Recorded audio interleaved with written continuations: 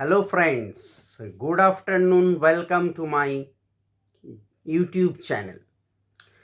আমার দুটো YouTube channel mainly competitive প্রিপারেশনের জন্য ক্লাস হয়, ইম্প্যাক্ট ইনস্টিটিউট এবং only for WBCS target WBCS বলে একটা ইউটিউব চ্যানেল আছে, আমি সেখানেও লিঙ্ক দিয়ে দেব। তোমরা শুধুমাত্র ওখানে ডাব্লিউবিসিএস এর ভিডিওই পাবে। সো যারা ভিডিও ভালো লাগলে একটা লাইক করো, যদি চ্যানেলটি প্রথম দেখছো অবশ্যই চ্যানেলটি সাবস্ক্রাইব করে পাশের বেল আইকনটি প্রেস করে রেখো এবং আমার সঙ্গে থেকো। আমি প্রতিদিন ভিডিও দিচ্ছি এবং ভিডিও দিতে থাকবো। আজকে এই ভিডিওতে আগের একটা ভিডিও দিয়েছিলাম পদার্থ, ভর, ওজন, শক্তি, ফিজিক্সের ওপর। আজকে তার পরের পার্টটা আলোচনা করব বা কন্টিনিউয়েশন করব। ওকে, সো প্রথম প্রশ্ন হচ্ছে, স্প্রিং ও সাধারণ তুলা যন্ত্রের পার্থক্য বা তুলনা করো। খুব ইম্পর্টেন্ট কোয়েশ্চেন, বিভিন্ন পরীক্ষায় আসে, স্কুল স্টুডেন্টদের জন্য ভেরি ভেরি ইম্পর্টেন্ট কোয়েশ্চেনটা। স্প্রিং তুলা ও সাধারণ তুলা যন্ত্রের কি কি পার্থক্য হয়, আমি পাঁচটা একদম বেসিক এবং ভীষণ ইম্পর্টেন্ট পাঁচটা পার্থক্য বলছি। নাম্বার ওয়ান, স্প্রিং তুলা দিয়ে বস্তুর ভার বা ওজন মাপা হয়, বেসিক ব্যাপার। আর সাধারণ তুলায় বস্তুর ভর মাপা হয়।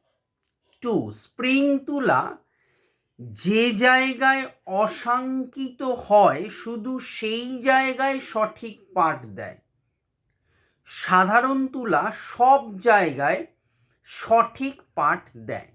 থ্রি, স্প্রিং তুলায় একটি বস্তুর ওজনের পাঠ বিভিন্ন জায়গায় বিভিন্ন হয়। থ্রি, সাধারণ তুলায় একটি বস্তুর জন্য সব জায়গায় একই পাঠ পাওয়া যায়। ফোর, স্প্রিং তুলার কার্যনীতি পৃথিবীর অভিকর্ষ বলের জন্য স্প্রিংয়ের দৈর্ঘ্য বৃদ্ধির উপর নির্ভরশীল। ফোর, সাধারণ তুলা প্রথম শ্রেণীর লিভারের নীতি অনুযায়ী কাজ করে। লাস্ট নাম্বার ফাইভ, খুব ভারী বস্তুর ওজন মাপা যায় না। সাধারণ তুলায় অর্থাৎ স্প্রিং তুলা যন্ত্রে খুব ভারী বস্তুর ওজন মাপা যায় না, কিন্তু সাধারণ তুলা যন্ত্রে ভারী বস্তুর ভর মাপা যায়। এই হলো পাঁচটা প্রশ্ন বললাম স্প্রিং তুলা ও সাধারণ তুলা যন্ত্রের পার্থক্য।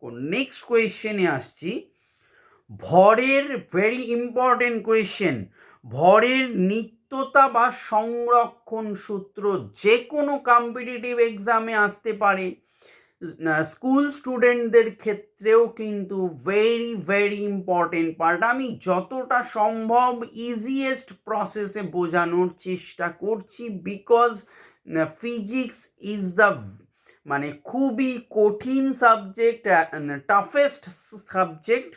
তো আমি যতটা পারছি সহজে বোঝানোর বা বলার চেষ্টা করছি।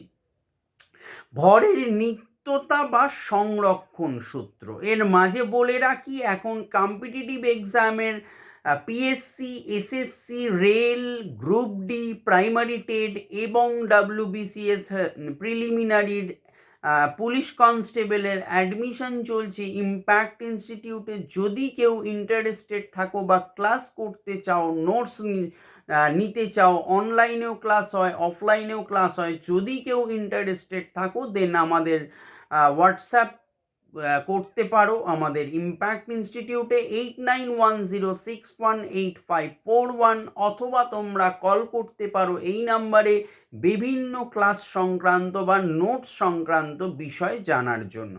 So let's continue this video.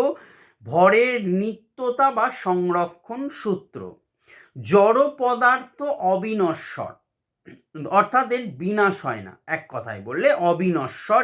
একে সৃষ্টি করা যায় না এবং ধ্বংস করা যায় না। জড় পদার্থ অবিনশ্বর, একে সৃষ্টি করাও যায় না, ধ্বংস করাও যায় না।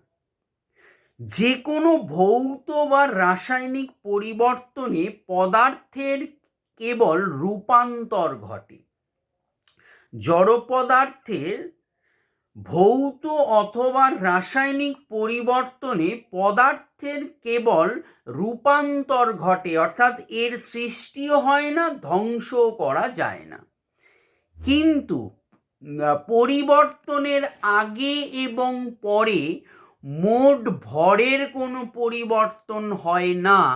এই বিশ্বে মোট ভরের পরিমাণ ধ্রুবক। এই হলো ভরের নিত্যতা সূত্র বা সংরক্ষণ সূত্র বলতে পারি। ওকে, সো নেক্সট কোয়েশ্চেন হচ্ছে শক্তি কাকে বলে? ভেরি ইম্পর্টেন্ট এবং দেয় কোয়েশ্চেনটা। কার্য করার সামর্থ্যকে শক্তি বলে। তুমি কতটা পরিমাণ কার্য করছো, তোমার কতটা সামর্থ্য, কার্য করার সামর্থ্যকে শক্তি বলছে। এবারে শক্তির বিভিন্ন রূপগুলি বলবো। শক্তির বিভিন্ন রূপ। এক, শক্তির বিভিন্ন রূপ হলো এক, যান্ত্রিক শক্তি। কোনো বস্তুর যান্ত্রিক কার্য করার সামর্থ্যকে তার যান্ত্রিক শক্তি বলে। যান্ত্রিক শক্তিকে আমরা দুটি ভাগে ভাগ করতে পারি, এক গতিশক্তি, দুই স্থিতিশক্তি। গতিশক্তি ও স্থিতিশক্তির মোট পরিমাণ দ্বারা যান্ত্রিক শক্তির পরিমাপ করা যায়। গতিশক্তি কাকে বলছে দেখো, কোনো গতিশীল বস্তু তার গতির জন্য কার্য করার যে সামর্থ্য পায়, কোনো গতিশীল বস্তু তার গতির জন্য কার্য করার যে সামর্থ্য পায় তাকে তার গতিশক্তি বলে। উদাহরণ বলি একটা, তাহলে আরো ক্লিয়ার হবে বিষয়টা। একটি ঢিলকে জানলার কাছে ঠেকিয়ে রাখলে ঢিলটি জানলার কাঁচ ভেদ করতে পারে না, কিন্তু ঢিলটি ছুঁড়ে দিলে জানলার কাঁচ ভেদ করতে পারে, কারণ গতির জন্য ঢিলটি গতিশক্তি পায় এবং তার ফলে সে কার্য করতে সক্ষম হয়। ওকে, নেক্সট নাম্বার 2 বলেছিলাম, এটারই পার্ট স্থিতিশক্তি। গতিশক্তি বললাম, এবার স্থিতিশক্তি। কোনো বস্তু তার অবস্থান বা আকৃতির জন্য কার্য করার যে সামর্থ্য লাভ করে তাকে তার স্থিতিশক্তি বলে। উদাহরণ হিসেবে বলতে পারি কি না, বাঁধের উচ্চ জলাধারে রক্ষিত জল নিচে নামলে কার্য করতে সক্ষম হয়, বা ঘড়িতে দম দিলে, আগেকার দিনে ঘড়ি দম দেওয়া ঘড়ি ছিল, এখন নেই প্রায়, এখন সব ডিজিটাল ঘড়ি হয়ে গেছে বা ব্যাটারি ঘড়ি হয়ে গেছে, দম দেওয়ার প্রয়োজন হয় না। তো ঘড়িতে দম দিলে ঘড়ির স্প্রিং গুটিয়ে সংকুচিত হয়ে যায়, ফলে আকৃতিগত পরিবর্তনের জন্য স্প্রিংয়ের মধ্যে স্থিতিশক্তি সঞ্চিত হয়। ওই সঞ্চিত শক্তিকে কাজে লাগিয়ে ঘড়ি চলতে শুরু করে, অর্থাৎ কার্য করে। এই দুটো হলো স্থিতিশক্তির উদাহরণ। তো এই হলো, আমি নেক্সট পার্টে যাচ্ছি, নেক্সট কোয়েশ্চেনে আসছি। এবার হচ্ছে শক্তির রূপান্তর কাকে বলে? ভেরি ইম্পর্টেন্ট কোয়েশ্চেন এবং ভেরি ইজি কোয়েশ্চেনটা। দেখো, শক্তির রূপান্তর কাকে বলছে? শক্তি এক রূপ থেকে অন্য রূপে পরিবর্তিত হয়। আমরা সবাই পড়েছি এবং মোটামুটি কম বেশি জানি যে শক্তি এক রূপ থেকে অন্য রূপে পরিবর্তিত হতে পারে। শক্তির এই রূপ পরিবর্তনকে শক্তির রূপান্তর বলে। এবারে কয়েকটা 6টা শক্তির রূপান্তরের উদাহরণ দিয়ে ভিডিওটা শেষ করব। নাম্বার 1, যান্ত্রিক শক্তি থেকে তাপ শক্তি। তবে আমি আবারও বলছি, ভিডিওগুলো কেমন লাগছে একটু কমেন্ট বক্সে জানিও, অ্যাপ্রিসিয়েট করতে পারো, অ্যাডভাইস দিতে পারো, তোমাদের যেই ফর্ম ফিল আপ করেছো হয়তো তার ভিডিও হয়তো পেলে তোমাদের আরও সুবিধা হবে। তার ওপরে তোমরা কমেন্ট বক্সে আমাকে লিখতে পারো, আমি ডেফিনেটলি চেষ্টা করব আমার কাজের ফাঁকে আমি ভিডিও দেওয়ার। সো যান্ত্রিক শক্তি থেকে অন্য শক্তিতে রূপান্তর 6টা বলছি। নাম্বার 1 উদাহরণ, যান্ত্রিক শক্তি থেকে তাপ শক্তি। কি বলছে? হাতে হাত ঘষলে, এই হাতে হাত ঘষলে হাতের তালু গরম হয়। আমরা সবাই জানি শীতকালে মানুষ বেশি করে, হাতে হাত ঘষলে হাতের তালু গরম হয়। তুরপুন দিয়ে লোহা ছেদা করলে প্রচুর তাপ উৎপন্ন হয়, ওই ছেনি হাতুড়ি। এসব ক্ষেত্রে যান্ত্রিক শক্তি তাপ শক্তিতে রূপান্তরিত হয়। নাম্বার 2, যান্ত্রিক শক্তি থেকে শব্দ শক্তি। কি বলছে? সেতার বাজায় যে সেতার, বেহালা প্রভৃতি বাদ্যযন্ত্রে যান্ত্রিক শক্তি শব্দ শক্তিতে রূপান্তরিত হয়। 3, যান্ত্রিক শক্তি থেকে তাপ ও আলোক শক্তি। ছুরি, কাঁচি প্রভৃতি যন্ত্রে শান দেওয়ার সময়, যখন ধার দেয় দেখবে সেই সময় আগুনের ফুলকি বেরোয়। এখানে যান্ত্রিক শক্তি তাপ ও আলোক শক্তিতে রূপান্তরিত হয়। 4, যান্ত্রিক শক্তি থেকে তড়িৎ শক্তি। ডায়নামো ঘোরার ফলে ডায়নামোর যান্ত্রিক শক্তি তড়িৎ শক্তিতে রূপান্তরিত হয়।